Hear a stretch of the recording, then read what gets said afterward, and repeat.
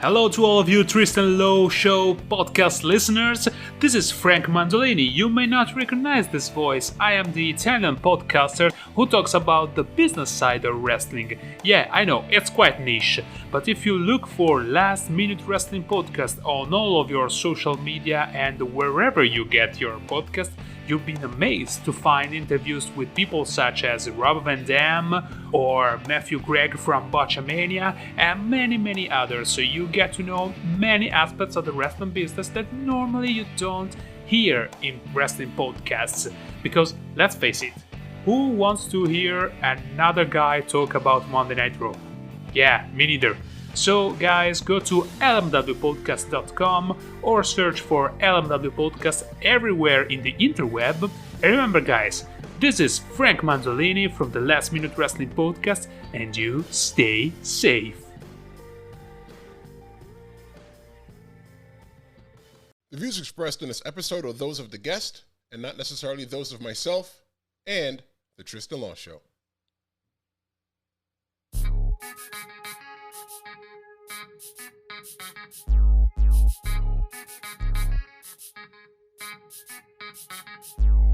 Welcome to the Tristen Law Show, where I introduce you to the personalities in and out of the pro wrestling ring.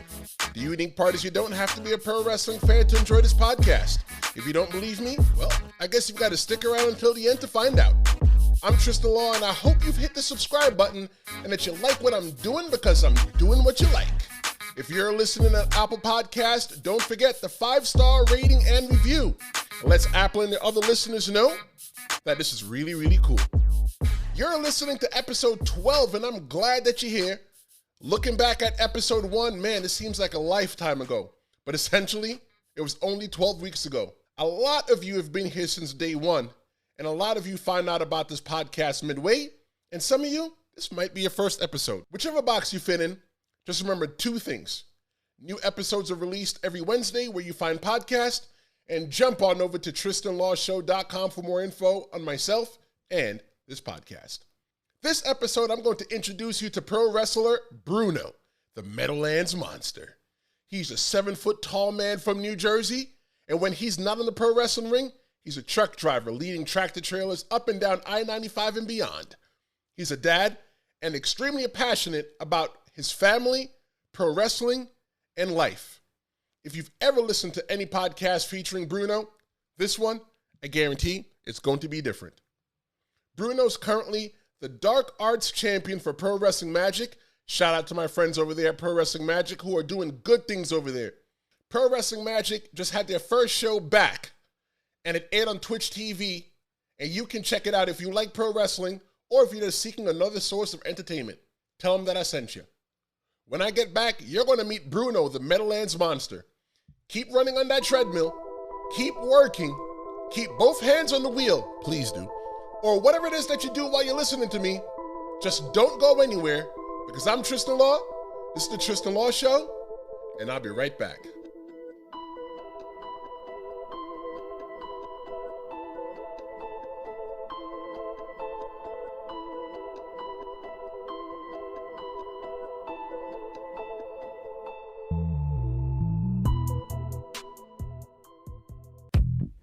Hey you, yeah, I'm talking to you.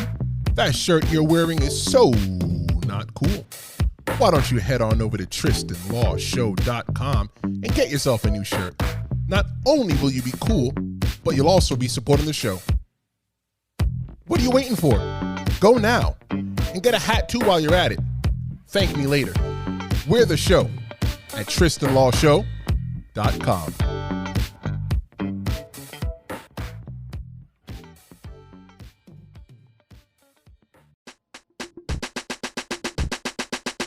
Welcome back to the Tristen Law Show. And, like I promised, I had a guest that I was going to get on this episode. And when I said that he's a guest, he's a big guest. My guest is one of those rare people that I have to look up to because he's about 7 feet tall. And you can snag his merchandise at ProWrestlingTees.com/MetalMmonster2020. He's a wrestler, he's a father, and a trucker. And at this time, I would like to introduce you to the Meadowlands Monster. But we're just going to call you Bruno for today. What's going on? What is up, Tristen? Thank you for having me on your show. Thank you so much for coming on. So how's everything been going on with you and your family during this whole time of uncertainty, the COVID and everything else like that?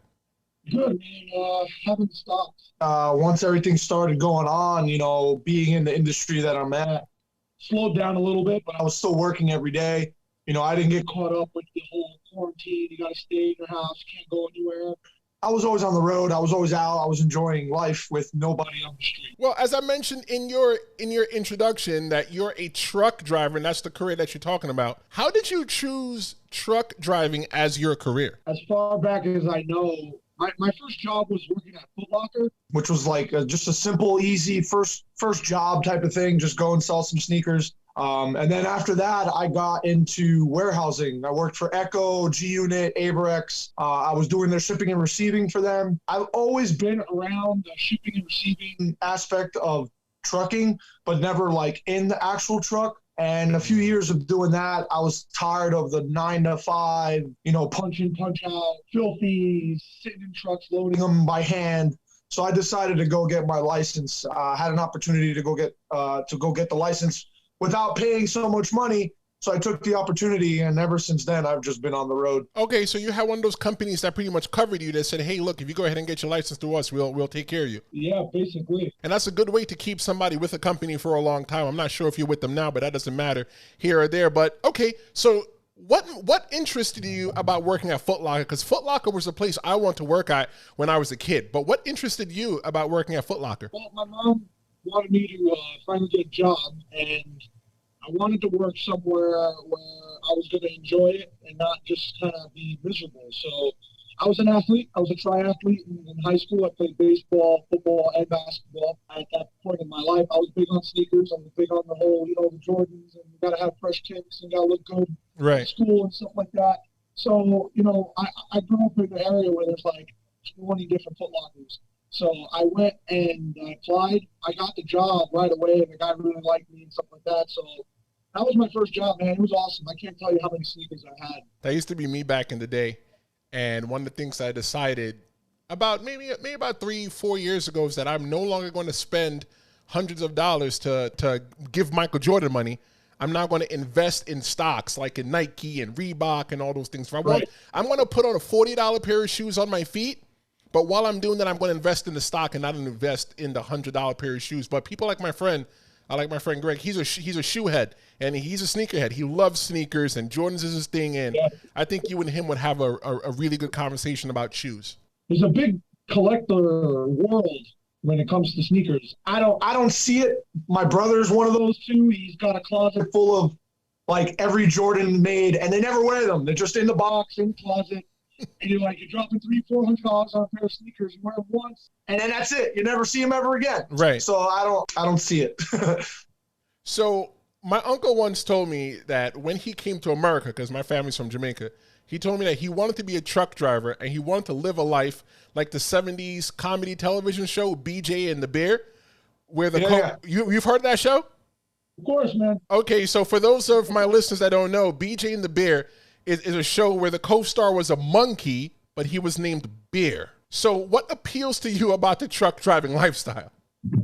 I like the freedom.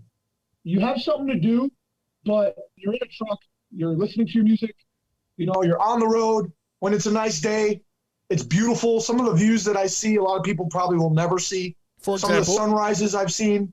There's also a lot of adventure on the road. Like you see a lot of crazy stuff that happens on the road. Mm-hmm. I liked the idea of being on my own, not having a boss or a supervisor on top of you, hounding you. When I first started driving, it was such a new experience. I fell in love with it. I mean, how can you not, wake up early in the morning, you know where you're going. They tell you go X in Maryland. You take the ride to Maryland, you do your delivery, you drive back, and you're done for the day. What I mean? Like, how can you not like that? So I'm not sure what the term is, but you're not the driver that's overnight. You just do day trips and that's it. Right. So you've got your local drivers and you've got your over-the-road drivers. Over-the-road drivers, 9 out of 10 are owner-operators, or they might work for a company that does long hauls. But 9 out of 10, they're owner-operators. They own their own truck. They're contracted from other companies to go to these longer places. I've actually done that. I did it one time. I tried it right when I first got my license. I knew a guy. He had his own truck, and he's like, listen, I'm going to Oregon. You want to take the ride? You're more than welcome to come with me. I'll pay you at the end of the trip. We'll see if you like it. And if you like it, I'll give you a job.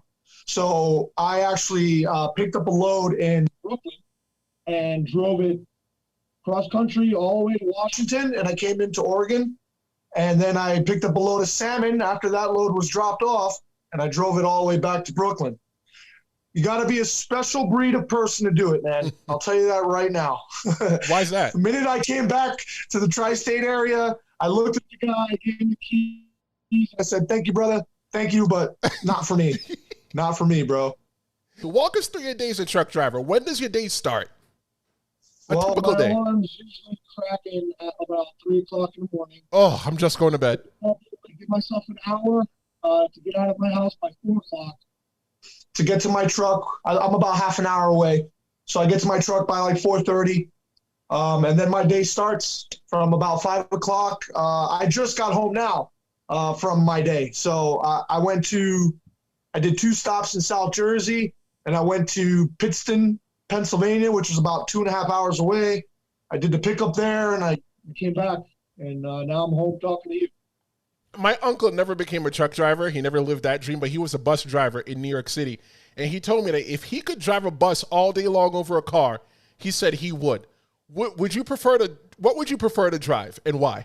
Well, seeing that I'm so big of a human being, it's not a good time being in a truck for 12 hours. I love driving my truck. It's fun to see people be terrified of you and just completely move out of your way. And then you get the handful of people that don't know how to drive and don't respect you or anything like that. But the power you get behind a freaking 18-wheeler, it's pretty cool, man. When you were saying that when people see you in fair and they get out of your way, I thought they saw you in person and they go, oh shit, this is a big guy. Let me go ahead and get out of his way. I didn't know you were meaning the truck. I've had some situations where you kind of get into a scuffle with somebody and words are exchanged. And then once you kind of open that door and you step down from a big rig, and the person that's arguing with you just kind of does one of these things. You just look it up? Yeah, it's I'm sorry, sir. You know? So I got both of it, man. I'm driving big rigs, and then when I get out, I'm a big rig myself. So it's like, you know. But I'm telling you, you're one of the few people that I have to look up to that I don't know what the top of your head looks like. For all I know, you probably have a small hat on the top of your head, but I don't know, and I'll never know. Yeah, there's not many people, period, that I've come across that actually is like eye to eye with me. So I'm a pretty rare breed. And that's all right. It's okay to be different. What's one of your favorite places to eat while trucking? Or do you pack your own lunch? What do you do? Oh, man. It's kind of messed up, man. The downfall with being a truck driver is that you're minimized to a lot of truck stops. Unless, you know, it's Burger King, Wetzel Pretzel, you know what I mean? Like it's those places where I get to go eat. I don't go very many places where there's places to go eat. Right. It's very like these places I'm going to are like these massive properties with one big building on it in the middle of nowhere. Right. You know what I mean? So like the only places I get to stop are on the turnpike. So it's like every truck stop, every rest stop on the New Jersey Turnpike I've been at. My favorite would be the ones down South Jersey more.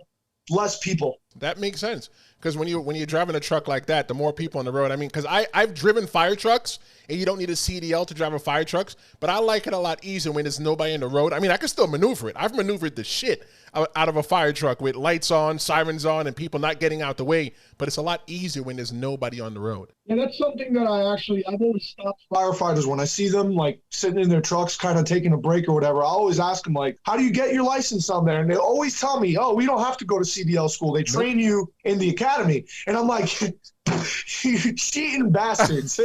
Like, do you realize the hell you got to go through to get your CDL, man? I should have been a firefighter, dude. Well, I tried to get my CDL because I want to be a bus driver, just like my uncle. I said, you know what? I want to drive for Greyhound. So I was going to go out and get my license and everything like that. But I went down to Greyhound. I didn't like what they were offering because for me, like I'm a millennial and I need a GPS in order for me to go around. I'm not going to use a piece of paper and a map and try to get around. Like, that's not for me. Let me just set the GPS to a commercial route and let it take me to where it needs to go. But they were like, yeah, you can't use a GPS.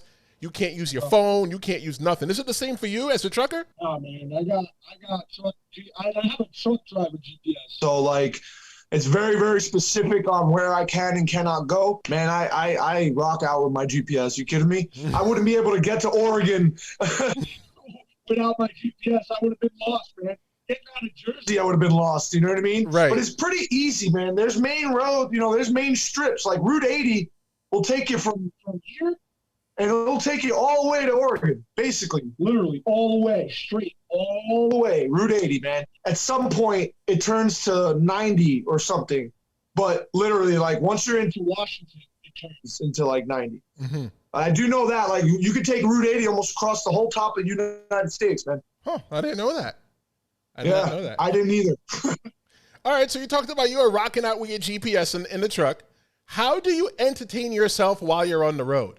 I love stand-up comedy. I listen to a lot of stand-up. I listen to a lot of music, but I tend to listen to things where it keeps my mind going.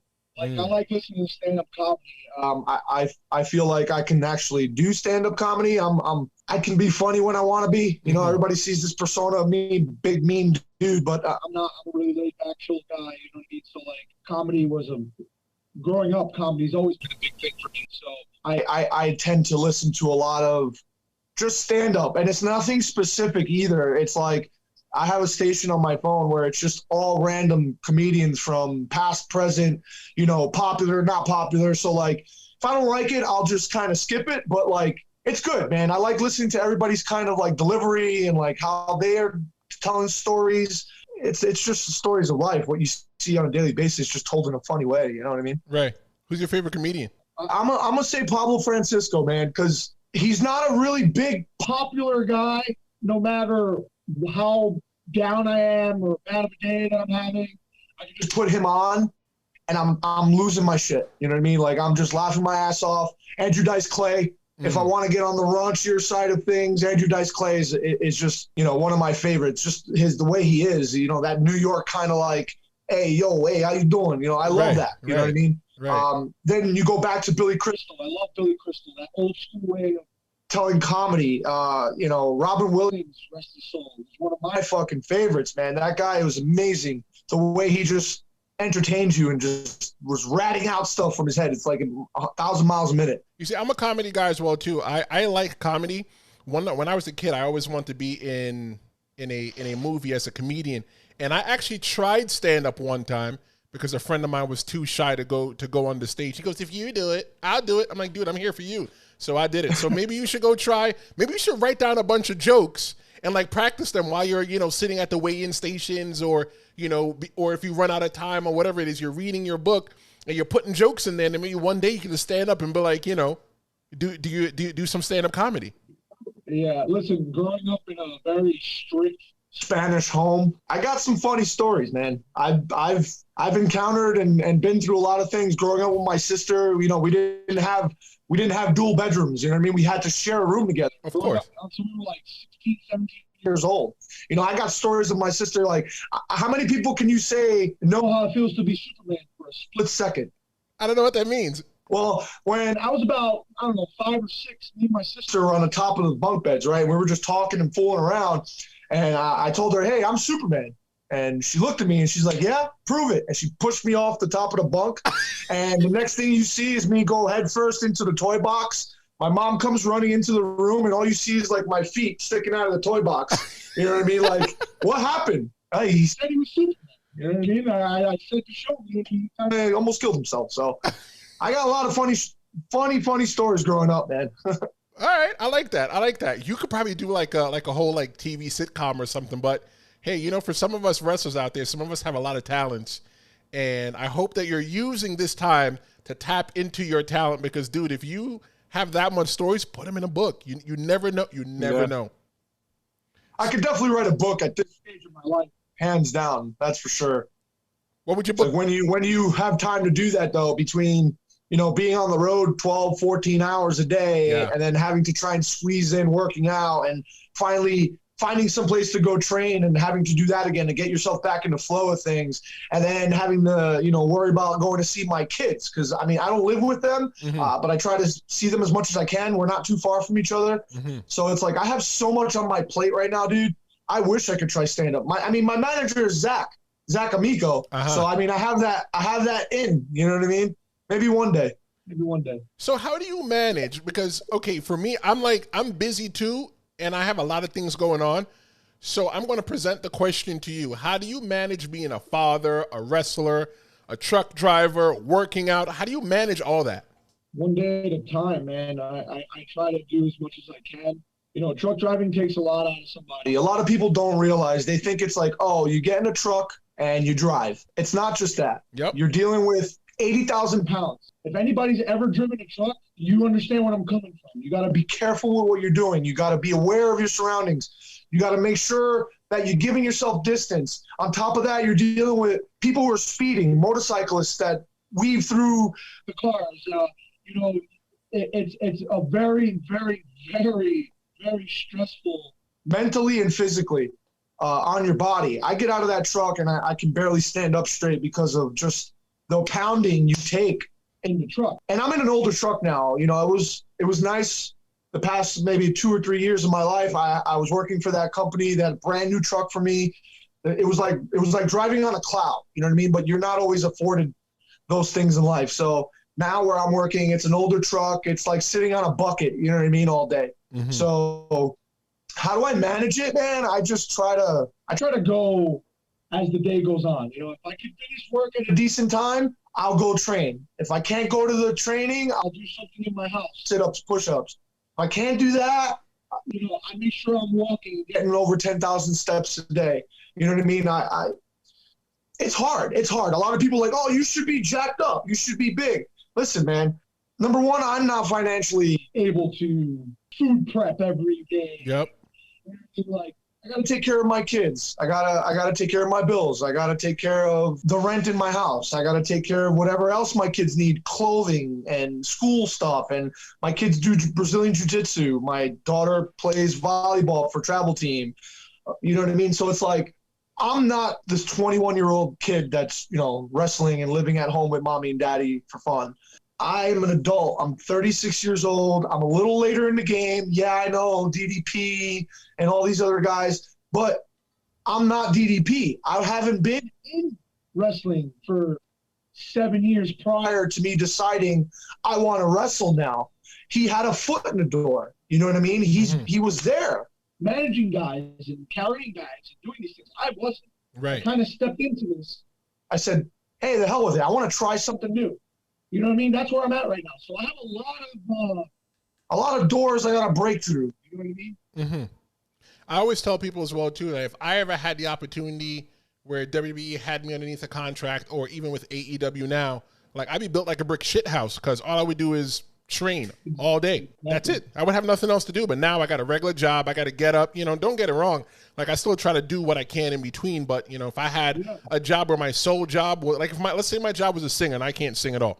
If my job was singing and music writing, I'd be focusing on music writing and singing and how to get better every single day, if that was my sole purpose. But like you said, you're a 36-year-old man. You got kids. You got a job. You got to worry about. You got life, right? You got life to worry about. So that makes sense. Listen, I wish I can go back and have a mom and dad that pushed my dream and didn't care that I wasn't working or that I didn't pursue college, or you know what I mean? They wanted me to do what I wanted to do. I didn't have that ability. I don't have the ability to not work while my girlfriend, wife, partner, whatever, does everything while I go to the gym all day and I go train all day. I don't have that ability. Right. I have to have a real job, and not like a Foot Locker job. Like, I need basically a career. Right. I need to be making enough money to support my kids and myself. I don't live with them anymore, so I don't have that comfortable, we're all under the same roof. No, I got to support 2 roofs now. Right. You know what I'm saying? And it was my choice, and I'm not crying about it, but I listen to a lot of people in WWE cry and whine about the working environments of working for WWE. But listen, man, give me a contract where I can wake up in the morning and worry about getting to the gym on time, making sure I make my tanning appointment, and eat the foods that I need and proteins that I need for the day, and that's my job. I don't care about the working environment. You're paying me to do something that I love to do, and I'm going to do it with a smile on my face, whether I'm on TV or not. The goal is to just be able to do what I want to do and get paid for it. I agree. The best thing the best thing, in my opinion, about working for a company like AEW or WWE or any other big traveling company, wrestling companies, that you get to travel and see the world on somebody else's dime. So let's go back into real jobs, because we were talking about trucking. Since you've been a trucker for a while, where is your favorite place to drive to? There was this place I was going to in Maryland. It was called Elite Spices. It paid me almost $400 for the day, and I would leave at like 2 in the morning, and I would be back at my car by, let's say, 11 o'clock. Wow. And I got paid $300. It was like $375 for that one trip. I didn't have to go back out after that. There's also little sentimental things about that trip. I met a girl through wrestling, and how crazy, the pickup line was like, hey, do you want to, maybe meet me at a truck stop and go for a ride with me in my truck? Mm-hmm. And luckily, she took that chance, and it was every day after that. I was picking her up 3 o'clock in the morning at the truck stop. Exit 7 means a lot to me. Like exit 7 on the turnpike, like if I end up marrying this girl, that's where I'm going to propose to her, because it meant so much to us. That's where we met every morning. That's where we, I dropped her off every day after the rides were done, and taking that trip to Maryland with her every morning made it a lot easier. It was experience that I won't ever get, not many people will have that. She sounds like your ride or die. Yeah. Yeah. What's your least favorite place that you would want to drive to, and why? Anywhere in New York City. I knew you were going to say that. Anywhere in that freaking hellhole of the fucking state is a shit show.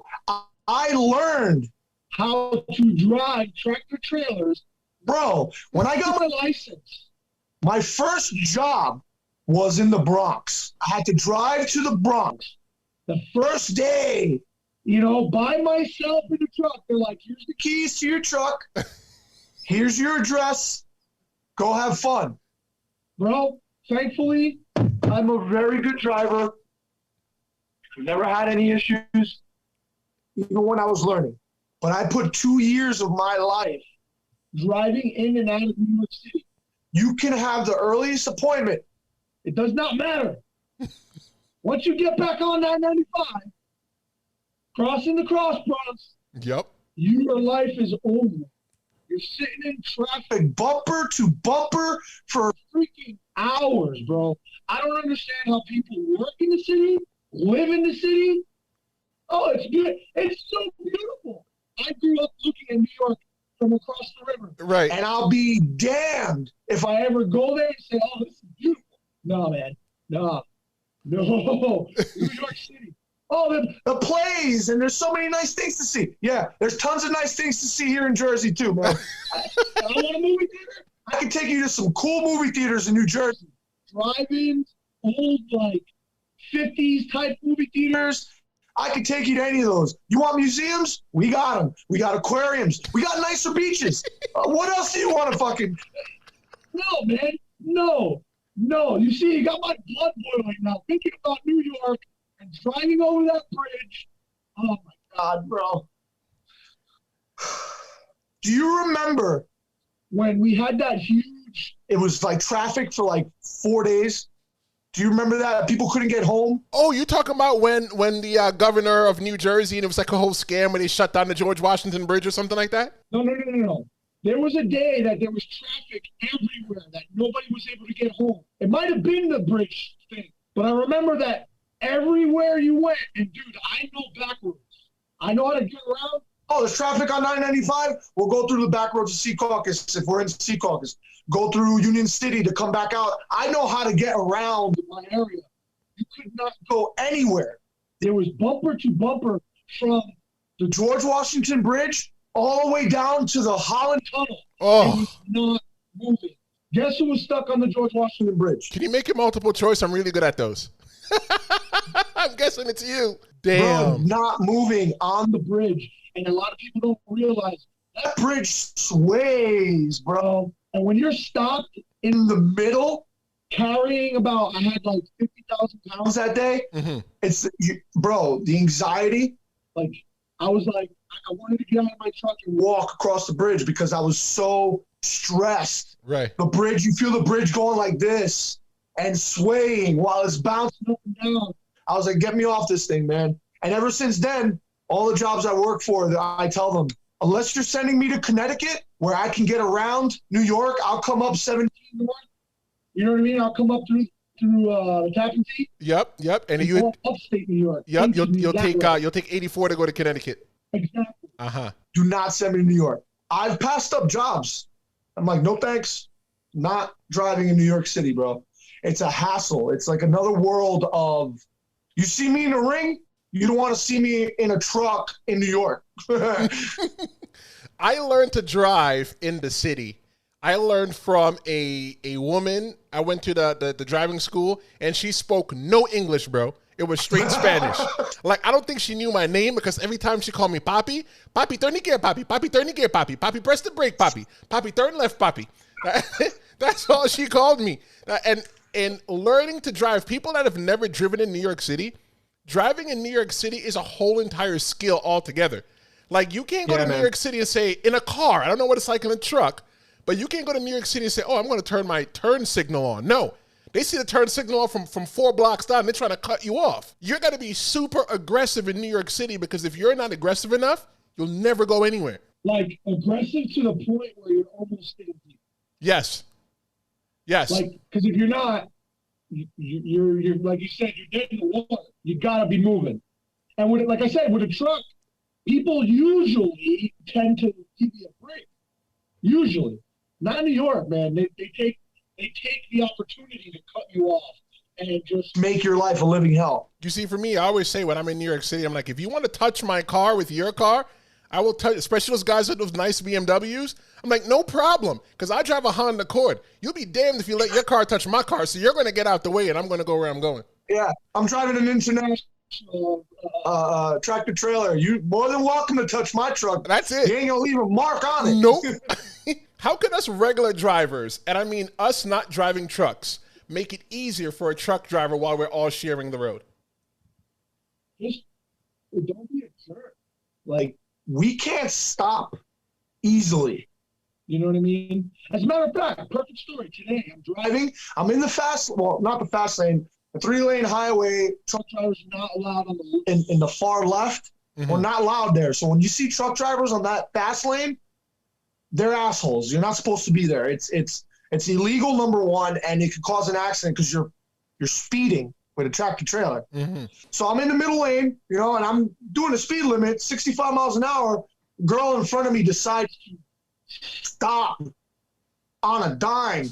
I had to brake hard, and then I had to swerve. Luckily, nobody was to the right of me. But you can't stop. I'm not stopping my truck. I'm going to go through you. Like, literally through you. You're going to be dead. Like, there's no question about that. So what could you do to help truck drivers? You got to give us space. Give us space. Give us time.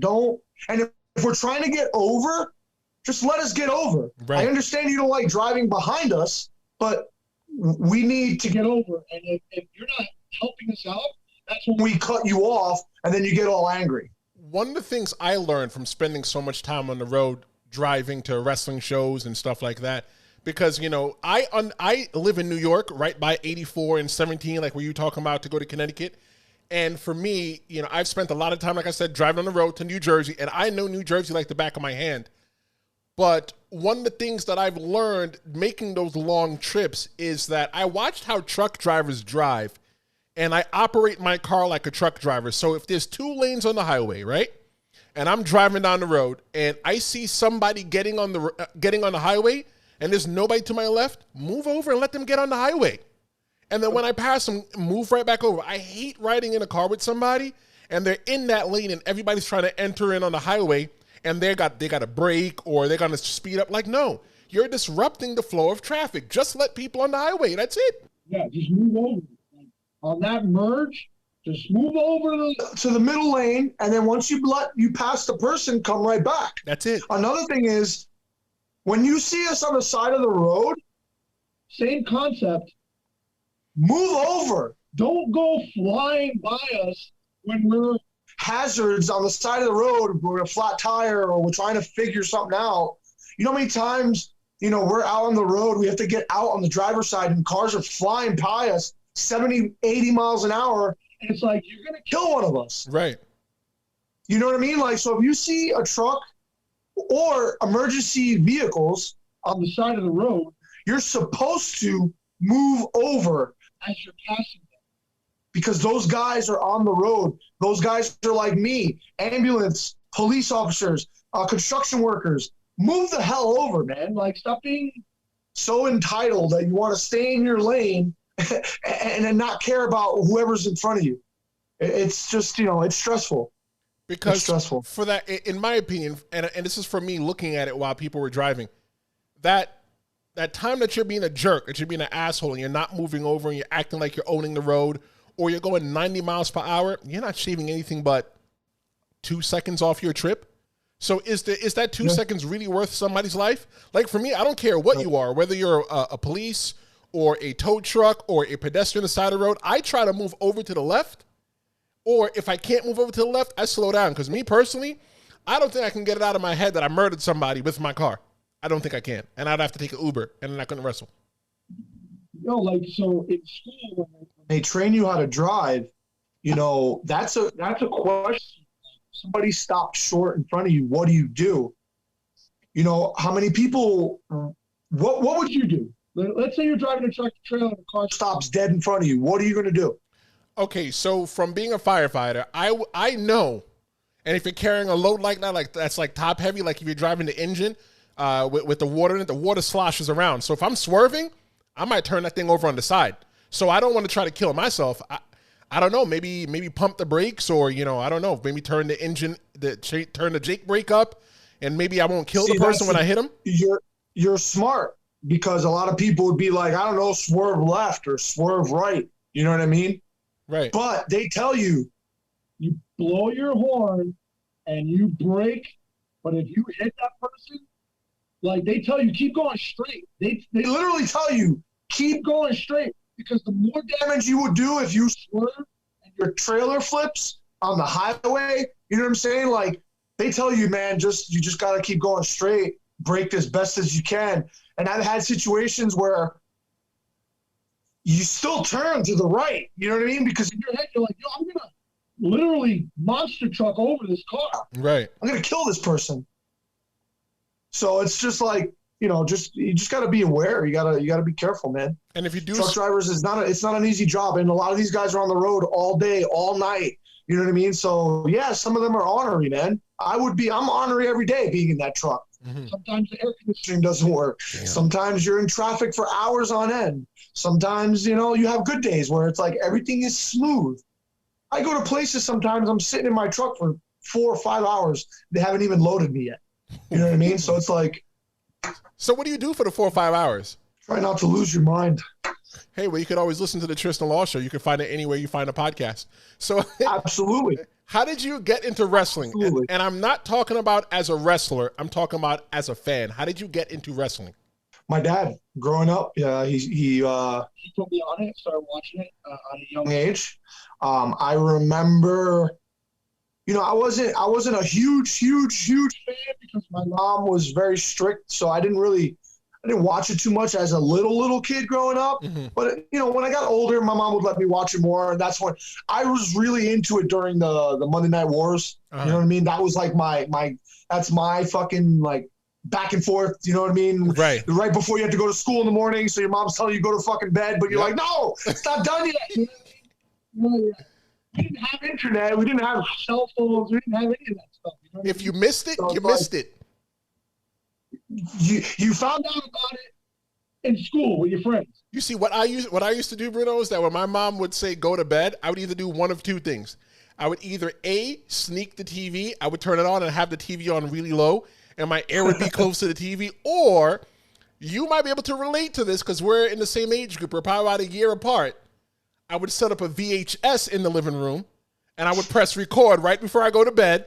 And when I come back the next day, I would have to fast forward to the commercials like DVR. But sometimes... that videotape, people. Videotape, you know? You put it in a VCR.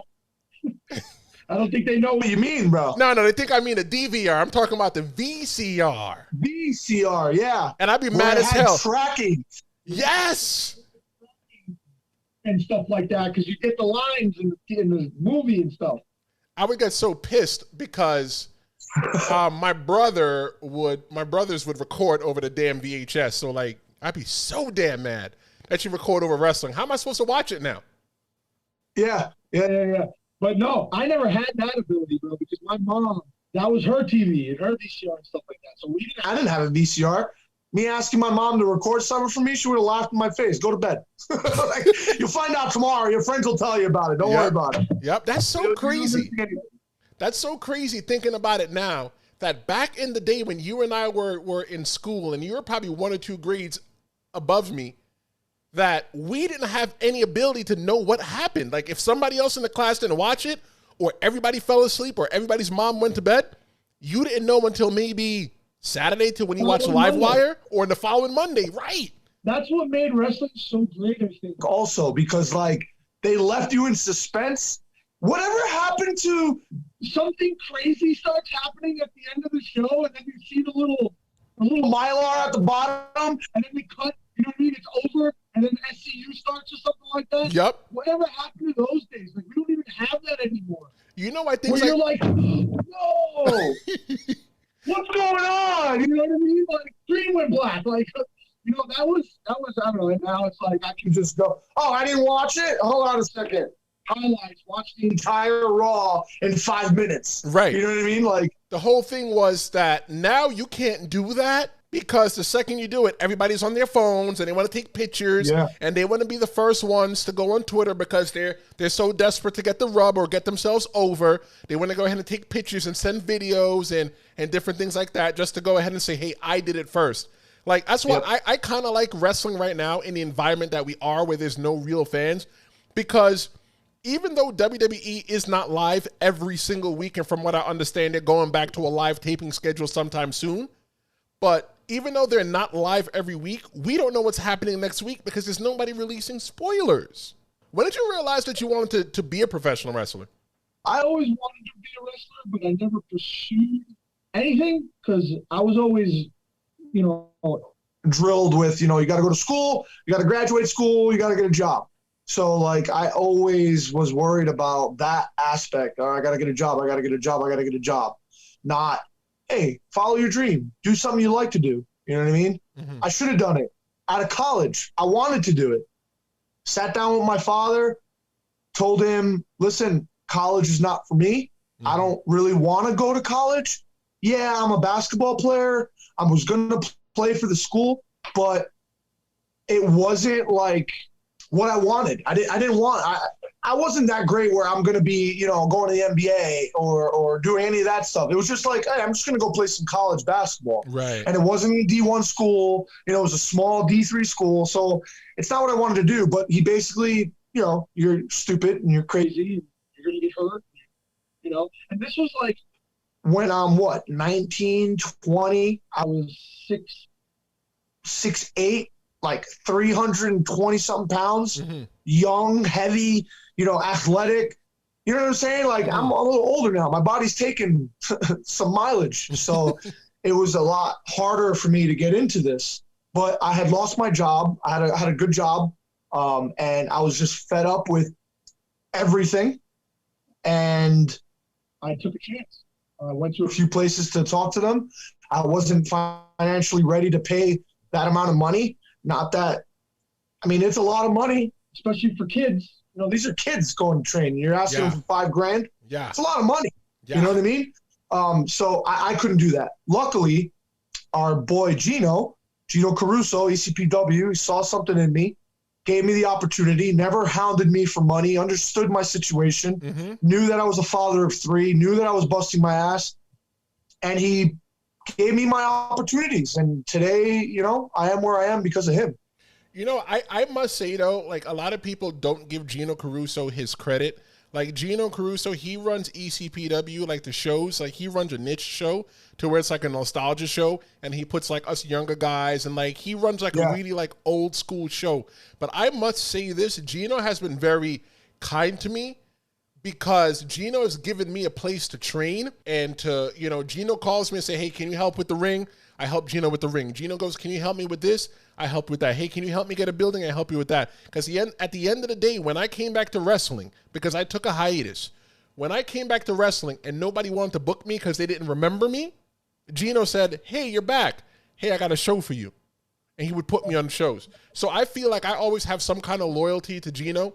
And I always said that if Gino's school ever closed, I would always want to buy his school. I want to one day be in a predicament, in a situation to where when Gino goes, you know, I don't want to do this anymore. I'm going to buy his whole entire thing from him and keep that ECPW going, because a lot of people that are on TV now have come through those doors, believe it or not. And you and I know that, but a lot of people don't know that. A lot of people that you see on TV today have wrestled for Gino Caruso. So I didn't train originally with Gino Caruso, but I owe Gino Caruso for giving me the opportunity to work when I was green as goose shit. I didn't deserve to be in the ring, but he would let me come down to his school and practice and become better.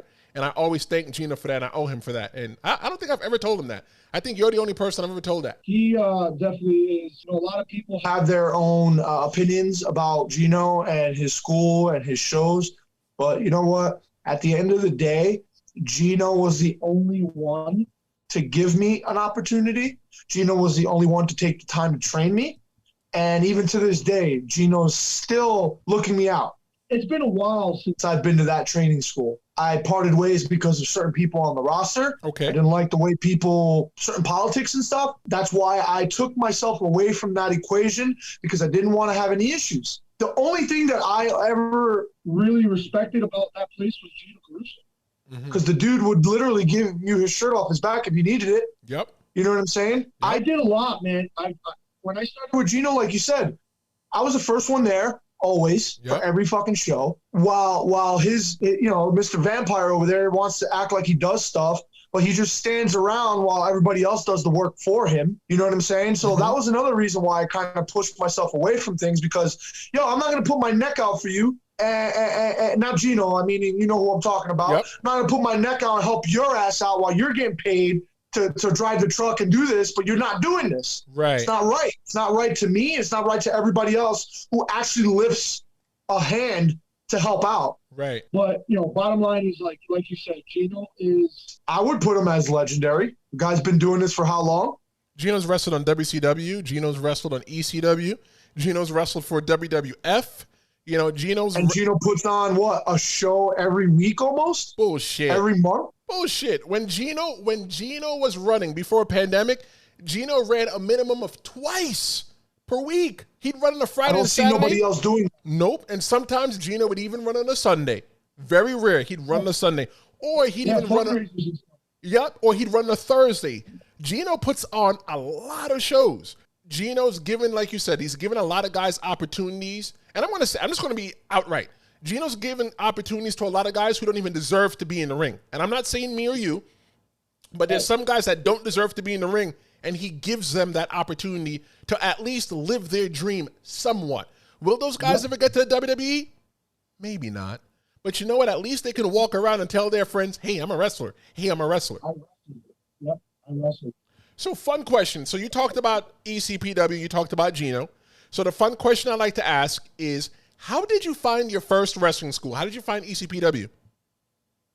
When I decided to finally, go after this, I looked around. There was a lot of schools, man. I looked at Johnny Rods. I called Johnny Rods. I think he thought I was like a 20-year-old kid asking about the place, but I was like, 34 at the time. No, 33 at the time. I told him I'm 7 feet tall, whatever. I really want to get into wrestling. The one thing that turned me off was it wasn't even like, hey, come in, check out the place. It was like, all right, it's like $5,000. I'm like, bro, how about you like invite me in and show me your facility and talk to me about what you're doing and, maybe show me some guys you've trained. And you know what I'm saying? Like, right. Be professional. Don't just be like, give me your money. And maybe I'll show you how to wrestle. You know what I mean? Mm-hmm. That's what I'm coming to notice. A lot of people ask for money and then they don't show shit to nobody. Right. You know what I mean? I spoke to him, but I said to myself, I'm not driving into New York every day to train. Not for me. Then I went to WrestlePro. I went to speak to Pat Buck and WrestlePro. I was very impressed with WrestlePro. There was a lot of people there. It was a nice, big area. Moff was there, Buck. I met Donovan for the first time there. Met a few people there. Once again, financially, I was not able to commit to that. There's no way I was going to be able to do it. Mm-hmm.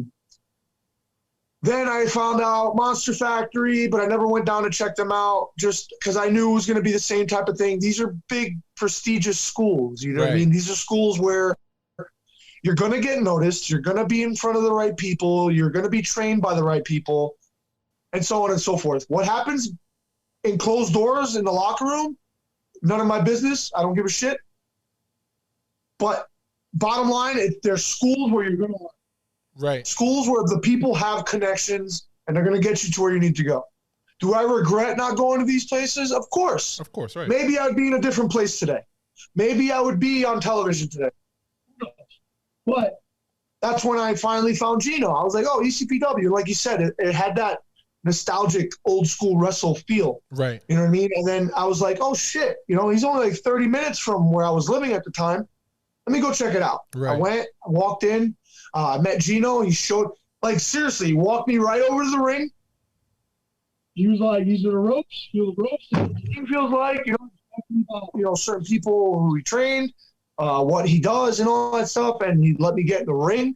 Like, in my head, I was like marking out. You know what I mean? I'm like, oh my God, I've never even been close to a ring before. Right. You know what I mean? This guy's allowing me to step into the ring. Like, holy shit. Mm-hmm. And finally, like, I stepped into the ring and I just felt home. I felt, shit, this is where I'm going to be. This is where I'm going to learn. And we worked something out, and he taught me what I needed to know. You were saying that those big prestigious wrestling schools, and you kind of, do you regret not going there? Here's the way I look at it, Bruno. There are professional schools that are Harvard professional Ivy League wrestling schools. Your Team 3Ds, your Devon Dudley Academies, your WrestlePros, your Creator Wrestlers, your Monster Factories, and then you have like your community colleges. Because here's what I want you to look at it as: because you went to community college to learn how to be a scientist, doesn't make you any less better than somebody that went to Harvard to learn to be a scientist. You just learned to be a scientist a different way. Right. No, and I understand that, but where I'm coming from is, okay, perfect. That's a perfect way of putting it.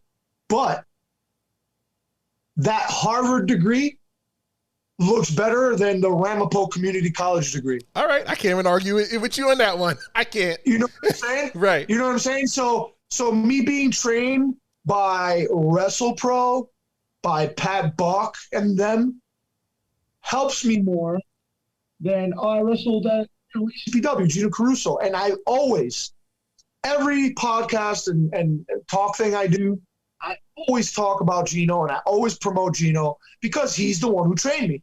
And I respect that dude. Yep. But he doesn't have as many connects as Pat Buck does. You're right. Pat Buck currently works for the WWE. Exactly. So anybody who's on that roster is going to have a little bit of a door open more. Right. You know what I'm saying? If you're a good talent, he's going to help you get through that door. Right. I'm in a situation where I don't have those friends. I'm not part of the cool crowd.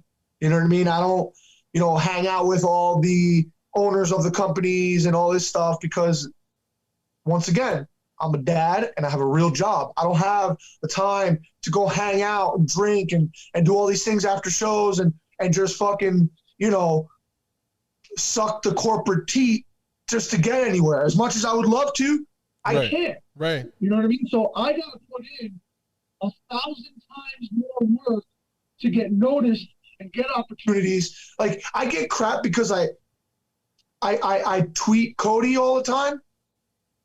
I mean, he has an open challenge on social media. Right. I know it's not a real open challenge. Right, of course. That gimmick to get people to watch. But I get crap because I tweet him and I tell him to give me an opportunity. Well, I don't have Joe Schmo to call Cody and be like, hey, I got this kid. You should give him an opportunity. Right. I don't have that ability. Right. I have to try and reach out from him to Cody from the internet, or, you know what I mean? I have to bust my ass to try and get anything that I feel I deserve. So, not taking away from the quality of the training that Gino can give you. Mm-hmm. But like we said, Harvard degree, Jersey City Community College degree. Right. There's a big difference. You know what I mean? Okay, and I respect that, because you know what, I can't argue with that. But somebody with a community college degree has to fight a lot harder to get an opportunity than somebody with Harvard. So you know what, Bruno, I'm going to give you the opportunity right now. If Cody Rhodes, Vince McMahon, or anybody from any top professional wrestling companies listening right now, why should they give you an opportunity to work for their company on television? Go. Because I'm like a no bullshit type of guy. I'm a very loyal guy. I put literally 1,000, a million, billion %, whatever number that you think is the biggest number in the world. I put that into anywhere that I work, whether it be with truck driving, whether it be with anything. I'm that first guy there. I'm that last guy there. I'm the guy that wants to help you do anything you need. If you need me to go pick people up, if you need me to put things together, literally, I mean, I'm the only dude that I've seen put rings up by himself. I'm the only dude that's there when everybody else is out hanging out. I'm the one cleaning up and sweeping the floors and literally busting my ass. Like, I think my work speaks for itself. The ability that I have to give a company a utility player that I can do anything you want me to do without giving you shit for it, without being a prima donna, without acting like a superstar. I'm just there to do what I've always wanted to do, which is wrestle, do something that I'm happy with. I felt my entire life that I don't fit in a lot of things. I don't fit in the corporate world. I don't fit in a normal world as far as jobs and stuff. I'm always looking for something new, and I'm not happy. I'm happy with wrestling. When I'm in the ring, I'm at peace. When I'm there setting up and helping people and putting up posters and whatever the case is, even just bullshitting with the fans, I'm happy. Why do they need to give me an opportunity? Because there ain't nobody like me. I'm genuine. I'm real. I'm not bullshit. I will tell you to go F yourself if you're too much with me. Like, I don't pull punches. I'm as real as you're gonna get, man. Like, legit. I don't talk shit about people. Or people who talk shit about me, I don't know why, because all I've ever done is help. All I've ever done is been there for people. I don't act like I'm a superstar. I've had to bust my ass to even get a title shot for Magic. Do you understand? Like, I put almost 2 years of doing ring crew and cleaning up and not being a part of the roster at all. I busted my ass. You know what I'm saying? Like, and I just feel like, bro, I feel like I'm there. I'm close. I just need the opportunity to show people what I got. My title reign as Dark Arts champion at Magic, I haven't wrestled nobodies. I wrestled a lot of good guys. A lot of them have been on big platforms. I have a specific look. I mean, I'm extremely tall, and if given the opportunity, I know I'm going to blow it out of the water. It's just a matter of getting the opportunity. What's your shoot height? Not your working height. What's your shoot height? I'm 6'9". Shit. I mean, if I'm rounding up, that's 7 to me, right? Shit. Basically, yeah. A lot of people are like, "You're not 17." I'm not 17. But neither was the Undertaker. Undertaker's 6'10". You know what I'm saying? I was at an event. Girlfriend took us. We went to Extreme Rules. I forget when last year. Yeah, I remember. It wasn't like Jersey or someplace. Yeah, Philly. Yes. I watched Braun Strowman walk right by me. We sat right at the ramp, first seat at the ramp. I watched Strowman walk by me. I was taller than him. I watched Drew McIntyre walk by me. I was taller than him. I stood next to Brody Lee when I went to an event in Madison Square Garden. He was walking from the garage to the door. He literally walked right by me, and I towered over him. I'm not puffing up my height. I'm legitimately, so far, the biggest guy I've been in the ring with, height-wise, not weight-wise. Height-wise, there's not been one person to look eye to eye. Yet. Yeah, there's big guys out there. You don't think I do my research? I'm not sitting here saying I'm the biggest guy in wrestling. I do my research. There's a few big guys out there right now that are tall, possibly even taller than me. But do they work like me? Are they quick like me? Can they do the things that I do as a 7-footer? Haven't seen it yet. I do want to say, and I want to put this out there into the podcast world so that all y'all big motherfuckers understand. I hate taking choke slams from y'all because when you guys get us smaller guys, and when I mean I'm not small, but compared to you, I'm short. So when you get me in the air, you're 6'9", we're rounding up to 7, and then you have your arm fully extended. What's your arm, like another 6 feet long? Golly. Almost 10 feet in the air. Of course. And then I got to drop down. Man, I took a choke slam from somebody really tall one time at Gino's school, and I just had to lay there. Like that's not a work. That's a shoot. You don't got to sell it, brother. Yeah, I don't have to sell it. I'm just going to lay there. Because that's a shoot. That's a shoot. All right. You just let it soak in. Let it soak in. That's right. Like, we're not selling. Okay, so what inspires you outside of professional wrestling and the trucking world? What inspires me? That's a pretty damn good question, brother. My kids, basically. I don't do a lot of stuff. Like I said, I'm more the type of guy to sit home, watch a movie and stuff like that. My kids is what is really driving me not to give up. On anything right now. I've been to the point where I kind of want to give up on everything. And my kids, I look at their picture on my phone and it kind of like gives me that slap in the face, kind of say, hey, you know what I mean? If you're not around anymore, if you're not really caring about life anymore, you know, they're not going to have you in their life.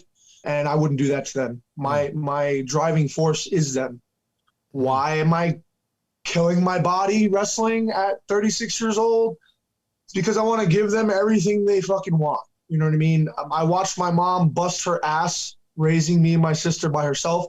I want to be able to give my kids literally everything their heart desires. You know, I get a lot of crap from family and stuff about, you know, buying them too many toys and all that stuff, but I knew what it was to be small. I knew what it was to want something, and I had to watch my mom literally kill herself to make enough money to get me that thing. You know what I'm saying? So my kids are definitely is what my inspiration, my driving force, you know, everything right now. I don't have a lot in my life other than my kids right now that mean that much to me. So if Vince McMahon, Triple H, Cody Rhodes, or somebody out there in the world decided, you know, we're going to give this big man a contract. We're going to give you $1 million. All right. We're just going to play with $1 million. They gave you $1 million.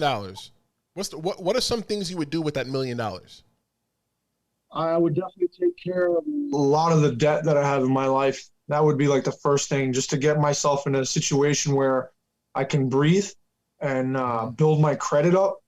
I'm very modest. I need a car. I don't have a really good car. I have a little Ford Fusion. It's kind of falling apart on me. I don't have the ability to take care of it and pay for the things that I need to take care of. So like, she's my work car, and you know, I've never owned a brand new car. This is my first car. I'm 36 years old. I've only owned 2 cars, and they've been recently. You know what I mean? I've walked everywhere, so I never knew the ability of having a brand new car. I never knew what it felt like to have a really nice apartment. You know, I've always been living, you know, in friends' houses on the floor, or I would find a little hole in the wall. You know where I'm from, West New York, Union City. You know, you're paying $1,300 a month for a studio. Yep. You know what I mean? Definitely take care of my mother, and my grandmother right now is, you know, at that stage of her life where, you know, they just they sold her house because she can't live alone. You know, I would like to buy something where I can have her stay with me and live with me and not have to worry about anything. Set up my kids' college funding and stuff like that. I would fix a lot of things that I have messed up in my life right now with that type of money. I wouldn't go out and like buy a mansion and buy a flashy car, and I would literally fix my debt. I want good credit. Dude, you're like super inspirational. You're one of the guys, and I don't know if my listeners feel that same exact way about you, but like you're the kind of dude that deserves an opportunity just for all that. Because like I know if I was to get $1 million contract 10 years ago when I was 24, dude, I'm probably getting a Ferrari. I'm probably getting all kinds of crazy things. I don't have any kids, but now I'm much smarter than I was at 24, and I would not buy materialistic things. I would take care of things. My mom, her house would be paid off, and all she would have to do is worry about the taxes. My sister, I'd be able to take care of her so that she can go to college. And, I would take care of my debt. I would take care of all the things I need to take care of as well, too, and then invest some money. And for you, I loved your answer because you didn't say, you said you were going to buy a car, but I don't think, for some strange reason, I don't think you were going to go out and buy a Ferrari. You might have bought like a Ford Expedition or something like that. You live within your means. And I remember Nunzio from the WWE, Lil Guido, when he was my trainer, and I used to drive him everywhere to go to shows, he would tell me, let me tell you something. If you ever make it, save your money. He goes, I could have went to Florida and buy a house down the street from Rey Mysterio if that's what I wanted to do. But what I decided to do was pay off my condo in Rockland County, New York. And when he lost his job from WWE, he wasn't hurting because his condo was already paid off. So it's a guy like you that deserves an opportunity. And since this is about you, Bruno, what's something that people do not generally know about you? The hell that I've been through. A lot of people probably don't realize what goes on in my life other than just wrestling and my posts on Facebook and Instagram and my rants. I've struggled a lot from being in the streets, from sleeping on my friends' floors, from not having enough money to even eat, walking everywhere, having to figure out life on your own and not have someone to guide you, which was all my fault for being just a bad kid. I'm sorry. When I say I bust my ass and I've been through a lot, I mean it. I'm not saying it because I feel like it's a good heart story or it's going to pull on people's heartstrings. I fucking mean it. I've been through hell. I haven't had health insurance for years. I haven't. Literally, wrestling's not fake. I have almost $10,000 worth of dental work because somebody didn't know how to throw a punch. And I trusted them, and they broke my teeth. I can't afford it. So I have to go around with fucked up teeth and, not be able to go talk to a psychiatrist because I can't afford it. Having to figure out why people hate me when all I ever do is give and care. And be there. And I do more for other people than I do myself. My mental state sucks. Depression's real. It's on a daily basis, I gotta pull myself up out of my bed and force myself to get in my car and make myself a coffee and just kind of like give myself a kick in the ass so I can go about my day. I'm not wrestling because I want to be fucking famous and I want people to be on my ass and asking me for autographs and no. I want to wrestle because it's what I love. It's where I feel at peace. And honestly, it's the only place that I feel like I fit because everything else in my life has been nothing but fucking problems. Everything else in my life has gone from being built up to being teared down again, to being built up, to being teared down again, to the point where I've walked the streets in the middle of the night, having nowhere to go, looking at New York, walking down at Edgewater, and walking by the water by myself all night, sleeping in bus stops because I had nowhere to go, not having money for my cell phone, so I can't even call anybody to go to my friend's house because I can't get anywhere. I have no money for a bus. How many times I've jumped buses, I've gotten on a bus, that's where I go, and then you just fucking run out and you fucking take off. Because you can't even afford $1.25 on a fucking bus. Like, people don't realize this is not a gimmick. It's not, I'm not fake. I'm not doing this because I just want to be better than you. I'm doing this because it's what I love to do. I'm doing this because it's the only thing in my life that I loved watching and being around growing up. And now being able to do it, it's the only thing I want to do. But I can't. I gotta roll with life also. I don't have that ability. So I feel like all I'm looking for is that opportunity. If it comes, great. If it doesn't, shit, dude. I've been in the ring with Gangrel. I wrestled Gene Snitsky. I wrestled John Silver. He's in AEW. I wrestled Briggs. I wrestled Casanova Valentine. You know, I've been in matches where I can stand back, watch it, and say, I was a wrestler. If it doesn't work out for me. But I ain't going to stop until I get the opportunity. I just hope somebody sees my value. Yeah, I may not look like Luchasaurus. I don't have abs. I'm not ripped and shredded. But I got dad strength. I got that dad strength, son. Like, there ain't nobody that can fuck me in the ring. That day comes, I'll snatch your ass up and fucking destroy you. I'm glad I'm your friend. I just want to say that. I'm glad I'm your friend. Bro, it's hard. It's hard to bite your tongue. You know, it's hard to conform to this soft snowflake fucking society we're in. I grew up in a hard area, dude. I grew up in Union City. I grew up on the streets. I played in the streets. I learned how to play basketball in a milk carton on a pole in the corner of the street. Yep. You know what I mean? Like, I'm from that era. I'm from the 80s, bro. I'm born in the 80s. That's that last real fucking era. I'm sorry. Fuck everybody else. I don't care. I'm a real motherfucker, dude. I'm a real motherfucker. If you cross me, you don't want to be in front of me. If you're with me, I will fucking look you out, and you can talk to people like Vargas and Prince and all these dudes that I told, hey, come in and help me, and I'm going to help you. And now they're on the Magic roster. Now they're being, you know, like, if you help me, I help you. If you look me out, I look you out. But if you're a dick and you treat me like shit and you think you're better than me, I've never once said to anybody that I'm better than them. Never. Never. Just because I'm a big man, it puts me in the category where you got to work like a big man, and I still don't. You know, that's how nice of a person I am. I should be wrestling people where, hey, sorry, but you're going to take that chokeslam. You're going to take this power bomb. You're going to take these big moves because I'm 7 feet tall, but I'm not. I'm more like, yo, what do you want to do? You know, bro, I've been in the ring with you. Mm-hmm. It's like, what do you want to do? You'd be like, yo, give me that chokeslam. Of course. You know what I mean? Like, let's not. I don't gotta kill you. We don't gotta kill you. Right, but you know what I'm saying? Like, we don't gotta go there. I still personally want you to get your shit over. If your shit's the chokeslam the shit out of me. That's your shit. And trust me, bro, I appreciate that. I gotta learn. I'm still green. I gotta learn. You know, I actually went and I did a training thing with Enzo Amore and Casey. Uh-huh. They let me go and sit in on it and stuff like that. Yeah, it was cool, man. He's a very smart dude.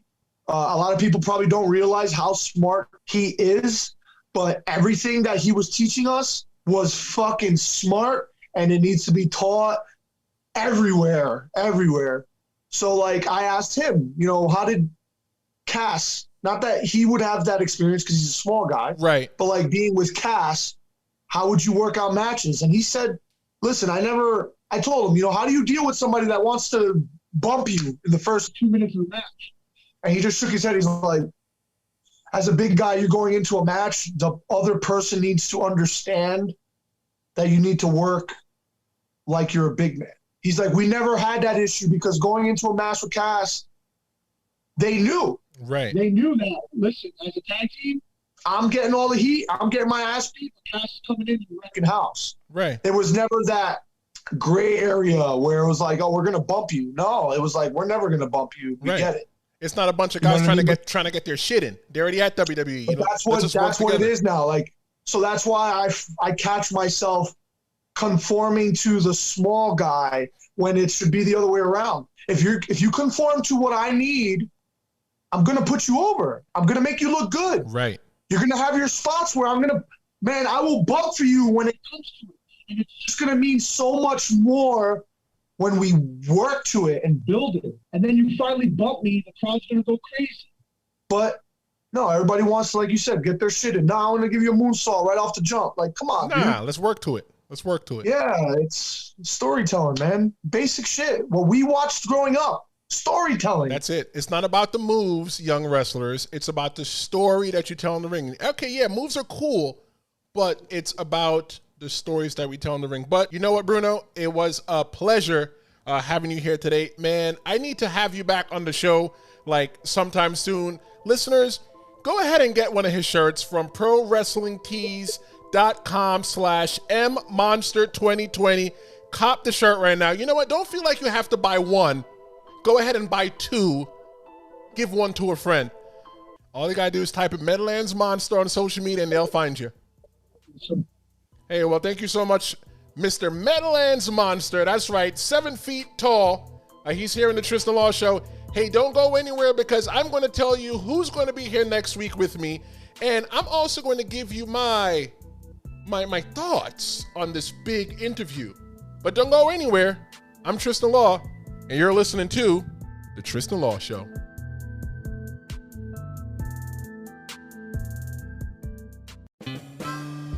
Hey there, it's your pal Tristen Law. Do you find yourself skipping past these evil advertisements every week? Well, you should feel lucky to skip past this one because I have the solution for you. Run on over to patreon.com/Tristen Law Show and free yourself from the evil grip of advertisements. Choosing the ad-free support option, not only will every episode be ad-free, but you'll get every episode days earlier. But if you love the ads here in the Tristen Law Show, there's an option on Patreon to simply support the podcast. There's something here for everyone. Head on over to TristenLawShow.com for more info.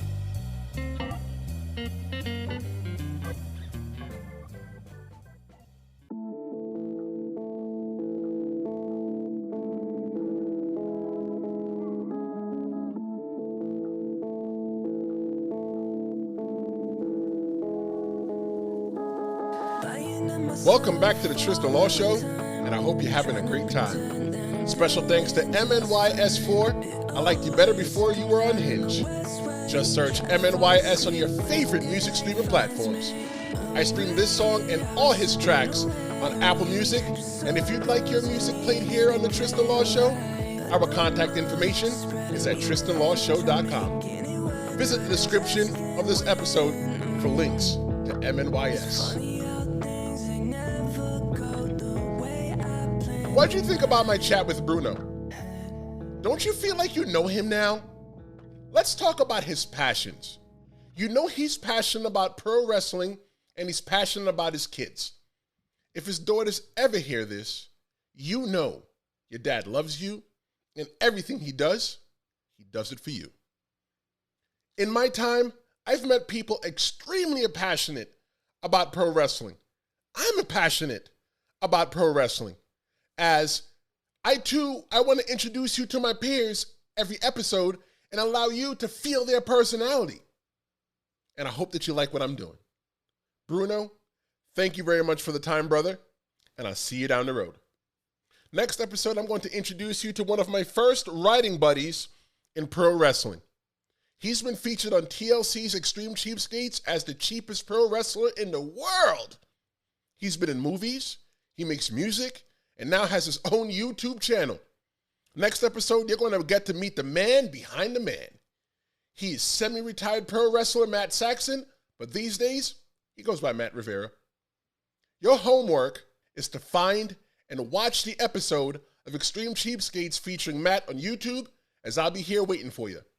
I want to steal this quote real quick from the Brooklyn Brawler, who spent 32 years with the WWE. The most important thing you can be in life is yourself. Go ahead and follow that man on Twitter at BrawlerForReal. Maybe, just maybe, I can get Brooklyn Brawler on the show. All right, I need a favor from you. Yep, I'm talking to you. Share this episode on social media. Don't make this be the thing that you do. Let's make this the thing that we do. Open your front door, or if you're driving, open the windows and yell to the world, listen to the Tristen Law Show. Yeah, everyone may think you're crazy, but who really cares what other people think? Okay, fine. If you're worried about being judged, heck, head on over to TristenLawShow.com and get yourself a t-shirt. People will think that you're really cool. Rate the Tristen Law Show 5 stars on Apple Podcasts and leave a review, please. Reviews mean a lot. Whichever podcast platform you're using to listen, please subscribe to get notified when new episodes drop. The best part is that it's free. Learn about myself and the Tristen Law Show by typing on over to TristenLawShow.com in your internet-enabled device for more info. I'm Tristen Law, and until next Wednesday, adios.